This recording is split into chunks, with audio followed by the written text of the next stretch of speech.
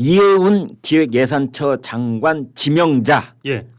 결국 낙마했습니다. 지명을 철회당했어요. 그렇습니다. 결국 본인이 사퇴하는 절차도 아니고 예. 대통령의 지명 철회라는 절차를 통해서 낙마했고 이건 저희가 사실 지지난주 이 시간에도 저는 사실 청문회까지는 못 갈 거다. 네. 배종찬 소장은 청문회는 갈 거다. 뭐 이렇게 의견이 엇갈렸었는데 네. 결국은 청문회까지 갔지만 전격적으로 지명 철회가 돼서 낙마하는 그런 상황이 또 어제 일요일 오후에 전격적으로 생겼습니다. 네. 28일 그러니까 지명한 지 28일이니까 거의 한 달 만에 지명 철회였고 숱한 논란 끝에 28일 만이군요. 네. 그렇습니다. 숱한 논란 끝에 철회를 청와대가 대통령이 철회하는 형식으로 했고 국민 눈높이에 부합하지 못했다.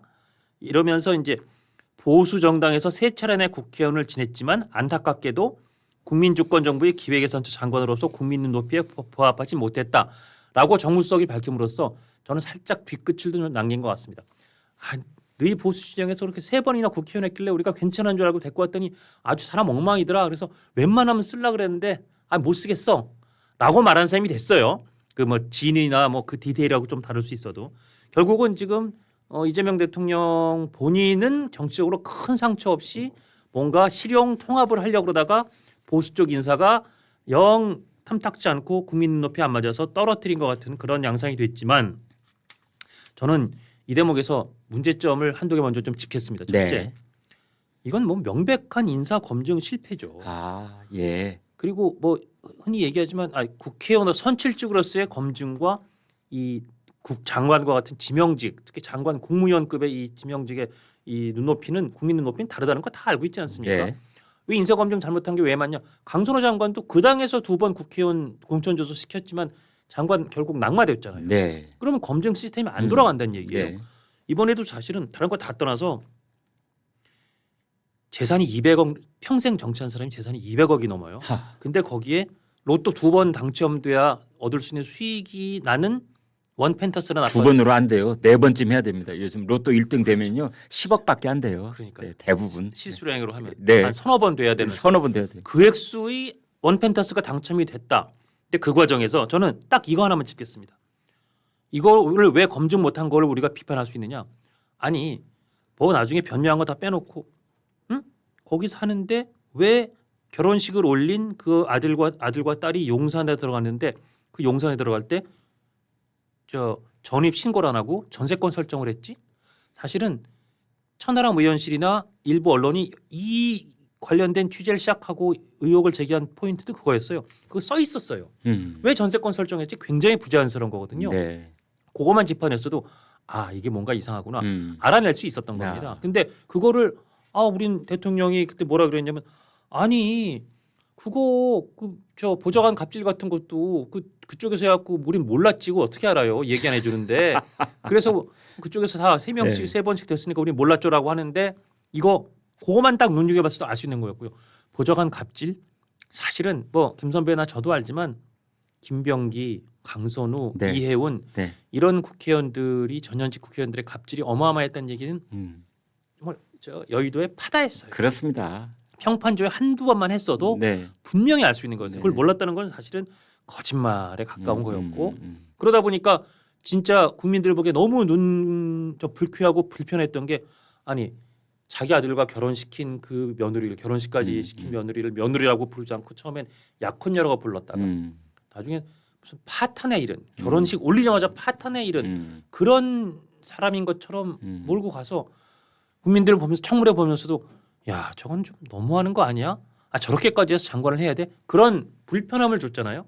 결국 이렇게까지 한 다음에 낙마했다면 이게 검증 실패가 아니면 뭐가 실패겠습니까? 그러니까 아들하고 며느리 얼굴에다가 먹칠을 한 상태로 엄마가 장관 자리 한번 해보겠다고 한 거 아니에요. 그런 모양새가 됐잖아요. 그래서 그것도 이제 많은 비난을 받고 있는데 저는 제 스스로가 좀 비겁한 거 아니냐라고 이제 자괴감이 드는 것이 계속해서 청와대 검증 실패다고 저도 이제 얘기를 해 오면서 생각하니까 야 우리도 알잖아. 청와대가 검증 실패하는 경우는 정해져 있잖아. 우리가 그 원 펜타스라고 청와대에 검증하는 그 사람들 그거 몰랐겠어? 그런데 대통령이 찍어서 내려보내면 알면서도 그냥 야 너 그거 자꾸 떠들고 다니지 마. 대통령님의 뜻이야. 이건 우리가 일단 성사시켜야 되는 장관 자리야. 뭐 이런 분위기가 형성되어 있는 거 아니냐. 이재명 정권만 그러는 게 아니에요. 예. 보수 진보 갈 것 없이 대통령이 이 사람 대통령 장관 꼭 시키려고 하고 있어. 이건 전략 지명이야. 전략 공천이 아니라 전략 장관 지명이야. 예. 그러면 다른 사람들은 거기 뭐라고 그러겠어요. 청와대 인사검증팀이 1개가 아니라 10개가 있은들 그 사람들이 뭐 하겠냐고요. 그냥 열중시하고 눈치만 보고 있지. 이제 그래서 예. 여기 무슨 얘기가 나오느냐. 이게 이재명 대통령의 판단 미스일까? 이제 이게 1번. 예. 2번 얘기 아니야. 이거 어쩌면 다 알고 있었을런지도 몰라. 그랬다가 이해운을 쫙 앞으로 올려놨다가 그다음에 마지막에 목을 침으로 인해서 이해운 본인 탓 그리고 보수 탓 양쪽에다 덮어 씌우려는 고도의 전략이다. 뭐 이런 얘기까지 나와요. 오죽하면. 그래서 아까 제가 처음 말씀드린 것처럼 정무수석이 이해운은 보수 정당이 정당에서 세 차례나 국회의원을 지냈지만 안타깝게도 국민주권정부의 기획예산처 장관으로서는 국민 눈높이에 안 맞았다라는 얘기를 그런 맥락에서도 한 것 같아요. 참 그거 좀 의짓잖아요. 그런 홍익표 정무수석이 거기서 보수 진영에서 국민의힘에서 공천 3번 받아서 서초에서 당선됐다는 얘기를 뭐하러 합니까? 그러니까요. 그게 무슨 상관이 있어요. 그거다고 이거다고. 뒤끝 장렬이고 예. 아까 말씀하셨듯이 우리가 보수에서 사람 뽑았는데 보수 쪽 이렇게 엉망이네. 아이고 이런 느낌을 주는 전략적인 생각까지도 전략적인 사고까지도 있었다고 생각하면 물론 그건 전술 전략으로는 대통령이나 청와대가 잘했다고 생각할 수 있지만 도의적으로는 그리고 국민들의 어떤 감정선에서는 고개를 좀 절레절레 적게 하는 그런 면이 분명히 있다고 생각합니다. 그러니까 이게 결론적으로 이제 우리 국민들 여론이 어디로 움직일지는 여론조사 결과를 또 우리가 면밀하게 봐야 예. 되겠는데 야 봐라 이해운 봐라 보수 쪽에서는 갖다 쓰려고 그래도 쓸만한 사람이 없어 건져 올리기만 하면 이렇게 되잖아. 이제 이런 효과가 더 클지 아니면 이재명 대통령이 판단 미스했구나. 판단 미스했구나. 그런 쪽에 여론이 더 많이 움직일지. 이제 그리고 또 하나 제가 장 실장께 이제 물어보고 싶은 건 이런 겁니다. 아니 지난번에 교육부 장관 이진숙 예. 낙마했죠. 강선우 낙마했죠. 그다음에 이번에 이해운 연달아 이재명 정부 들어와서 장관 후보자 중에 연달아 3명이 낙마했는데 모두 여성이에요. 그 부분도 제가 짚고 싶었습니다. 왜 그런 거예요? 공교롭게 다 여성이잖아요. 네. 그래서 왜 그런지에 대한 분석은 조금 예민할 수 있으니까 그건 좀 뒤로 미루고 네. 저는 일단 이 여성 장관만 3명 연속 낙마 요새 그렇게 신문 제목 잘 못 뽑아요. 네. 그냥 신문 제목도 그렇고 방송에서 그렇고 그 부분을 도드라지게 하는 것 자체가 뭔가 남녀 문제에 있어서의 그러니까 소위 PC 그냥 폴리티컬리 커렉트하지 않다. 그런 느낌이 있으니까 왜 그걸 남녀 문제로 보느냐 공교롭게 그렇게 할 수 있지. 근데 저는 여기에 문제 제기를 하고 싶은 게 네. 어쨌든 국민이 다 알잖아요. 예. 야, 3명 다 여성이었네? 여성한테 문제가 있는 거야? 그럴 리가 없죠. 저는 이재명 대통령과 이 민주당 정부가 이재명 정부가 여성한테 큰 결례를 저지르고 있다고 봅니다. 아니 어떻게 남성 장관 후보는 한 명도 낙마가 안 되는데 3명 연속으로 다 여성만 낙마했겠어요? 그 우연이 아니에요. 우연이 아닐 거라고요? 네. 그 여성 중에 훌륭한 인재가 왜 없겠습니까? 네. 당연히 있죠. 네. 잘 못 고른 거죠. 검증을 실패했든 음. 무슨 전략이 있고 의도가 있었든 잘 못 골라서 결국은 어떻게든 장관 시키려고 하다 낙마한 거 아닙니까? 그러면 제가 여성이라면 아니 이 대통령 이 민주당 정부는 뭐 하는 사람이야? 내가 같은 여성으로서 우리가 언제 여성으로 살면서 이를테면 저 제발 저 좀 살려주세요. 이런 얘기를 조직 생활하면서 사는 여성을 우리의 무슨 대표적인 여성계 정치인사고 우리의 여성 장관감이라고 어느 여성이 생각하겠어? 매우 불쾌한데 저 그럴 것 같아요. 대한민국 여성들이. 네. 전 대한민국 여성에 대해서 이런 그 3명이나 이런 후보만 꼽는 바람에 다 낙마된 거로 모욕감을 준 거, 결례를 저지른 거. 이건 뭐 남녀를 떠나서 잘못했다. 우리 사회나 우리 언론이 말이죠. 예. 또는 우리 여론을 형성하고 있는 여러 가지 그 사회 시스템이 남성보다 여성에게 더 가혹하다든지 또는 여성을 더 만만하게 본다든지 그런 구악과 구습이 남아 있다는 생각은 안 해보십니까? 저는 그 의견에는 아직 동의하는. 그런 단계는 이미 우리 지나쳐 왔다. 저는 그 단계는 지나쳐 왔다고 생각합니다. 왜냐하면 여성들이 가정에서 일어나는 여러 가지 일에 예. 더 많이 개입돼 있고 여성들이 사실상 가정에서 어떤 중심 역할을 할 때가 많잖아요. 예. 가령 결혼 문제라든지 또는 뭐 친족 간에 일어나고 있는 일들이라든지 또는 집을 옮기려는지 이런 일들도 남성보다는 여성이 더 주도적으로 어떤 결정을 낼 때가 많으니 이제 자꾸만 그 아이들 뭐 편입학시키고 또 뭐 위장 전입시키고 이런 것들도 다 어머니가 먼저 나서서 뭔 일을 도모할 때가 많잖아요. 그런데 이번 일단 이진숙 교육부 장관 같은 경우 논문 표절 그거 논문 정말 표절? 남녀 문제 좀 그건 아무 제외를 해야 상관없고요. 되고. 네. 강선우 여가부 장관의 경우는 대부분 보좌진에 대한 엄청난 갑질 때문에 낙마한 건데 네. 왜냐하면 이번에 터진 이 공천원금 얘기는 그때 장관 낙마 때는 없었으니까 네. 그게 무슨 남녀의 문제와 거의 별 상관이 없는 네. 그런 것과 관련해서 터진 거고 아니 김병기 원내대표도 결국은 그 갑질이 터지니까 낙마했잖아요. 갑질의 남녀가 어떻겠습니까? 사실은 갑질하는 사람 중에는 남자도 있고 여자도 있는 거고 그 남녀와 상관없이 하는 거니까 저도 그 남녀 문제 큰 상관없고 이해운 이번 장관 낙마한 장관 후보자 같은 경우는 글쎄요 교육 아버지가 연세대 교수로서 오히려 더 챙겨준 것 같은 정황도 있어요. 그리고 그런데 왜 자 그 부분 예. 제가 조금만 들어가 보겠습니다. 그 강남에 있는 이제 반포동에 그 원펜타스 100억에 육박한다는 그 아파트 말이죠. 예. 부정 청약한 청약자는 이해운이 아니라 남편이에요. 남편이에요. 예. 그리고 그 사람은 대한민국 네로라는 명문대의 현직 교수입니다. 맞습니다. 장관 못지않은 공직자로 볼 수 있는 그런 사회적 지도층이라고 볼 수 있는 거예요. 그렇습니다. 그것도 경제학부 교수잖아요. 그렇습니다. 근데 왜 그분에 대해서는 그 김 교수 그 부분에 대해서는 왜 아무도 비난의 화살을 쏘지 않나요? 저는 물론 낙마 왜 연세대는 가만히 있습니까? 낙마- 그게 부정 청약이라면 연세대도 징계위원회 열어야 되는 거 아닙니까?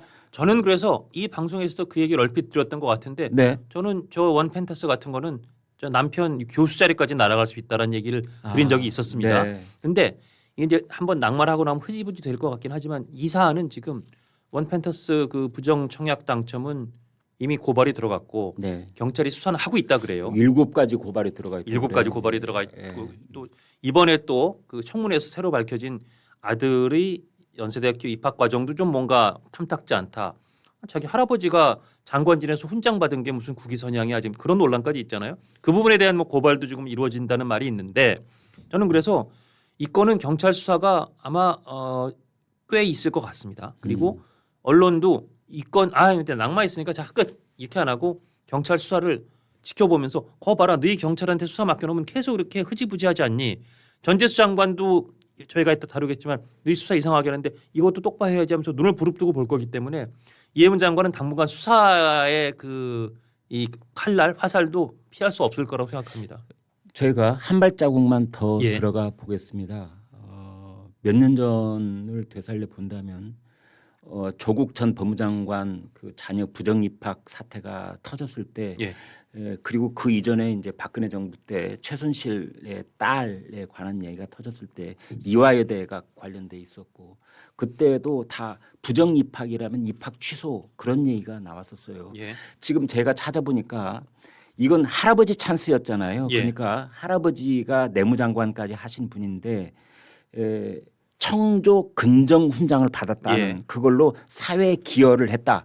그래가지고 입학이 됐다라는 거예요. 예. 그런데 찾아보니 근정 훈장이라고 하는 것은 성실하게 근무를 했다 그런 뜻 같아요. 예, 예. 근정 훈장이 그동안 우리 공무원들에게 근정 훈장이 몇 건이 수여됐느냐 했더니 수십만 건. 수십만 건입니다. 그리고 이제 근정 훈장이 5가지 종류가 있는데 맨 높은 것이 청조 근정, 두 번째가 황조, 그다음에 홍조, 녹조, 옥조 이렇게 5가지가 있어요. 그러면 청조 근정 훈장은 장관급이었을 경우에 청조 근정 훈장을 받는데 이분들도 수천 명이라는 거예요. 지금까지 받은 분들이. 그렇습니다. 자, 그렇다면은 이 할아버지 찬스로 입학을 했는데 이게 만약 연세대가 이 부분에 대해서 정확하게 정밀하게 조사를 해야 될 부분인데 그때 이 아이의 아빠가 그러니까 이해운 후보자였던 이 사람의 남편이 연세대 경제학부 교수일 뿐만 아니라 교무부처장이었다는 거예요. 그렇습니다. 교무부처장이라는 자리는 사실은 입학 사정에 직간접적으로 관련이 돼 있을 확률이 매우 높은 자리라고 저는 보는데 예. 자 그렇다면은 이 부분은 연세대는 왜 조사 안 하는 거예요? 그리고 이 부분에 대해서 만약 뭐가 드러난다면 연세대 입학 이것도 정당한 것인지 따져야 되고 예. 만약 하자가 있다면 입학 취소까지도 얘기가 나와야 되는 것 아닙니까?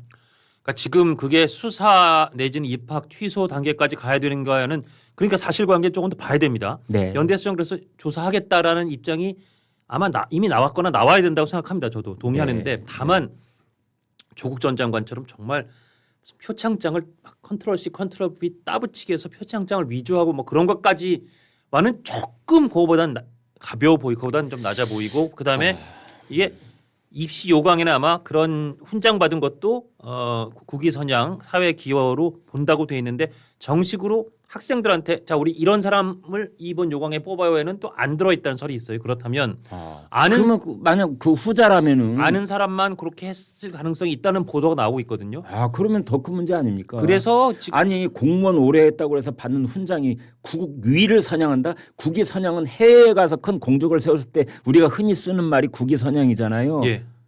그런데 국내에서 제가 물론 공직생활 오래 하신 분들을 폄하할 생각은 1도 없습니다. 그분들은 대단히 훌륭한 거고 훌륭한 훈장을 받았다고 하는데 그것이 자녀 입시에 쓰인다는 것은 또 별도의 문제예요. 그렇습니다. 지금까지 가령 청조 근정 훈장 받은 할아버지가 받았건 아버지가 받았건 그거 받은 수천 명이 그 훈장을 받았다는데 그 자식들 자 오늘부터 서울에 있는 명문대학에 가서 나 입학 보장해줘 이렇게 하면 어떡할 겁니까? 그래서 그게 딱 그 언저리 한 몇 년만 있다가 논란이 있어 없어졌다는 건데 그것도 그 당시엔 야 아버지가 장관 차관점 해가지고 무슨 훈장 좋은 거 받았으면 거기 특별 전형이 있대. 거의 사람들이 몰랐던 그런 상황으로 지금 알려지고 민주당 있습니다. 의원까지도 훈장 받아가지고 대학교 들어갈 때 특례를 받았다는 걸 처음 듣는다고 그러니까요. 그래요. 아마 국민 99.9%가 처음 들었을 거예요. 예. 근데 그 전형으로 들어갔다는 것도 어쨌든 이상하고 그다음에 원펜터스 그 수십억 40억 이런 수익 받다는 그 아파트 당첨도 이상하고 그 아파트는 어떻게 됩니까? 원래는 예. 저건 부정 청약이니까 당연히 당첨 취소가 될 줄 알았는데 그러면 이제 다시 몰수를 해야 되는 거 아니에요? 처음에 그래서 100%다 그럴 줄 알았는데 이제 네. 그다음 나온 보도가 이게 법이 조금 미비가 있는 것 같아요. 주택법으로 분양된 그런 법의 거짓이나 부정인 경우에는 3년 이하 징역 3천만 원 이하 벌금이 부과하도록 돼 있는데 네.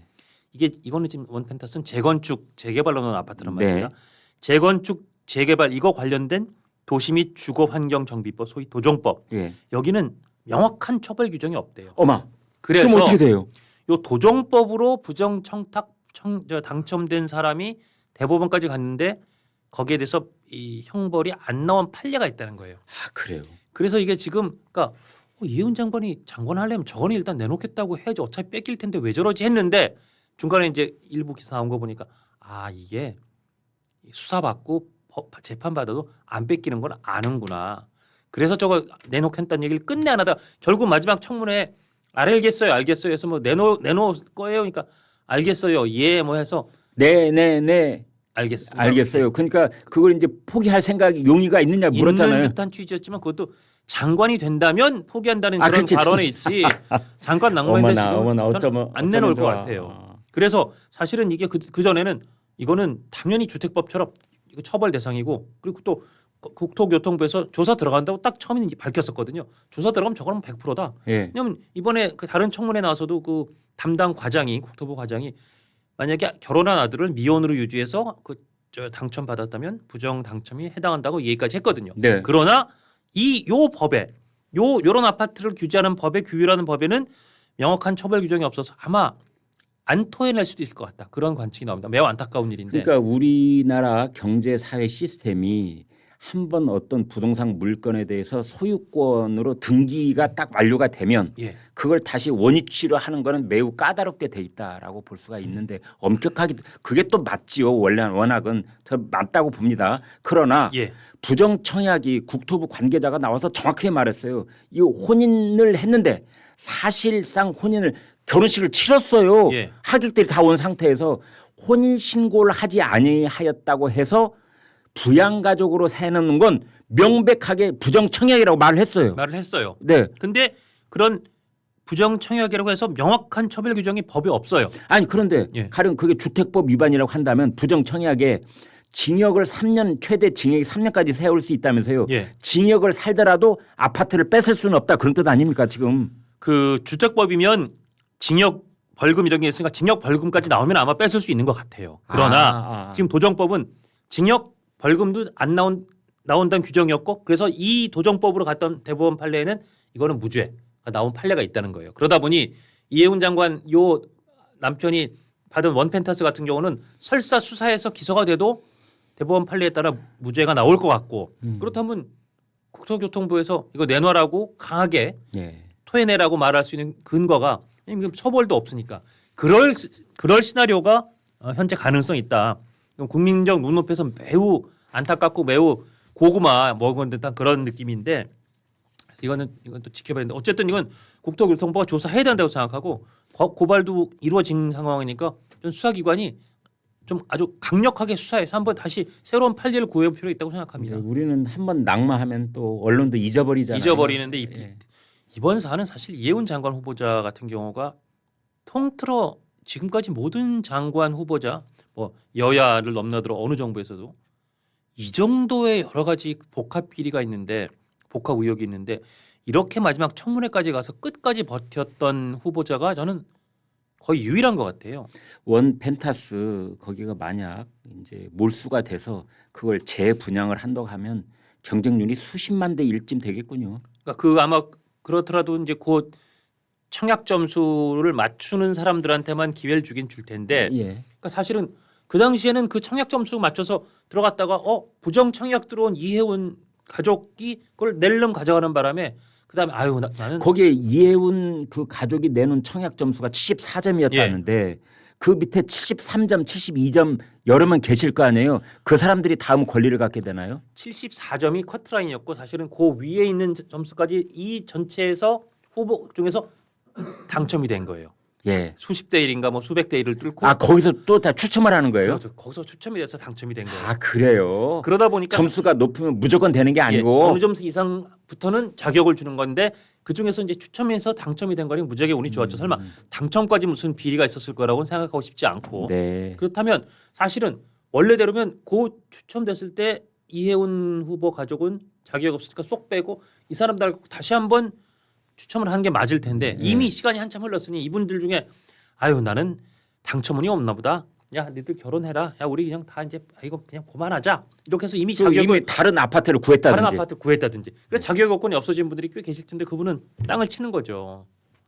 아니 그런 거를 그러한 억울함을 예. 가령 우리가 누가 부정 입학을 하면은 그 학생 때문에 가령 조국의 경우에는 조국 딸내미 한 사람 때문에 떨어진 다른 학생 선의의 피해자가 있다. 이거 어떻게 구제를 해야 된다. 그런 얘기가 많이 있었잖아요. 결국은 시간이 많이 흘렀으니까 근데 왜 이번에는 그런 얘기가 없냐고요. 왜 이번에는. 왜 저한테 화를 내시냐고. 근데 여기 또 하나 궁금한 거 예. 이런 거 있습니다. 강선우 때는 예. 자진 사퇴라는 형식으로 본인의 얼굴을 어느 정도 이렇게 세워주려고 했는데 지명 철회라고 하는 것은 사실상 징계의 느낌이 저는 있거든요. 예. 어딘가 한 군데 탁 때리면서 예. 넌 안 돼라고 다시 빼앗는 그런 느낌. 예. 자진 사퇴는 자기가 스스로 반납하고 지명 철회는 대통령이 주어 자진 철회는 장관 후보자가 주어예요. 예. 근데 강선우와의 다른 대접을 하는 겁니까?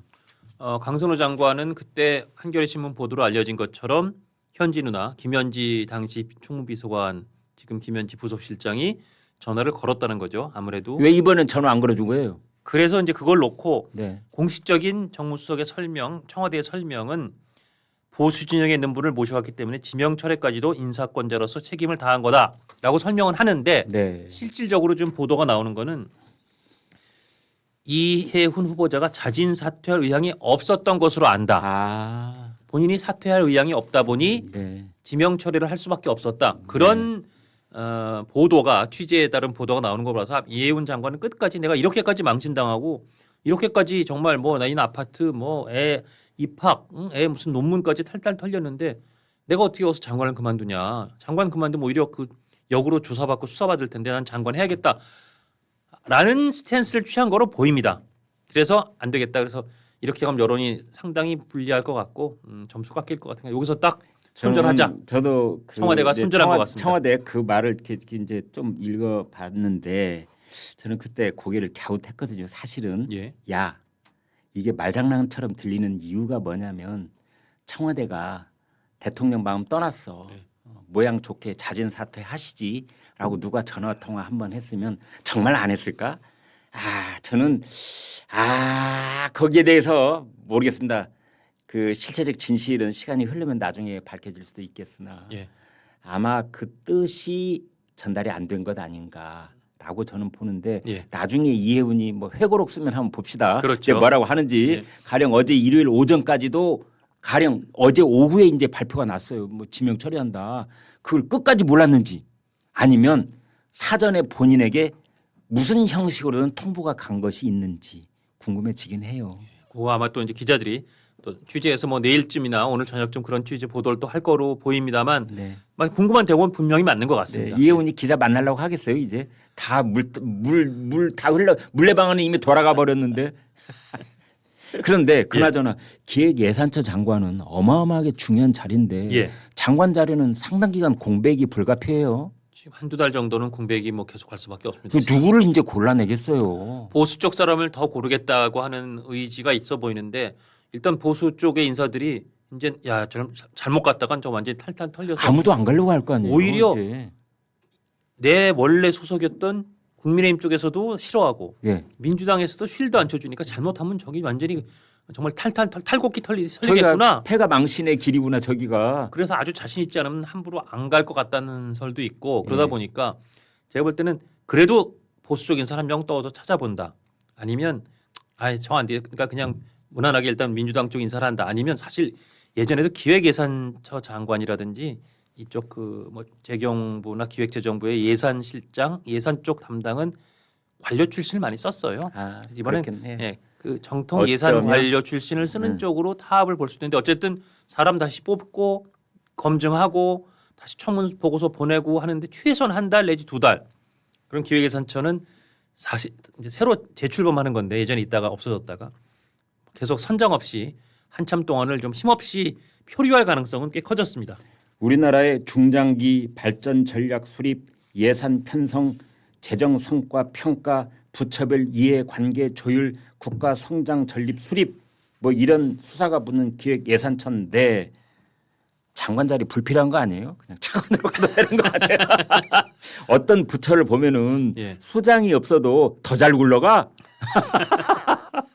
이게 돌이켜 보면 예. 기획예산처가 그 연원을 따져보면 옛날 박정희 대통령 시절 그리고 전두환 정부까지도 EPB라고 해서 예. 경제기획원 예. 이 자리의 기능을 거의 그대로 갖고 있는 겁니다. 맞습니다. 옛날엔 경제기획원 장관을 부총리 시켰어요. 예. 부총리 겸 경제기획원 장관이고 재무부 장관은 일반 장관이었는데 이게 이제 붙었다 떨어졌다 하다가 결국은 지금은 재정경제부 장관이 부총리가 되긴 됐는데 예. 옛날로 치면 특히 경제성장계는 이 경제기획기능과 전략기능 그리고 예산기능이 굉장히 중요한 부처였다. 그 말씀을 드리겠습니다. 네.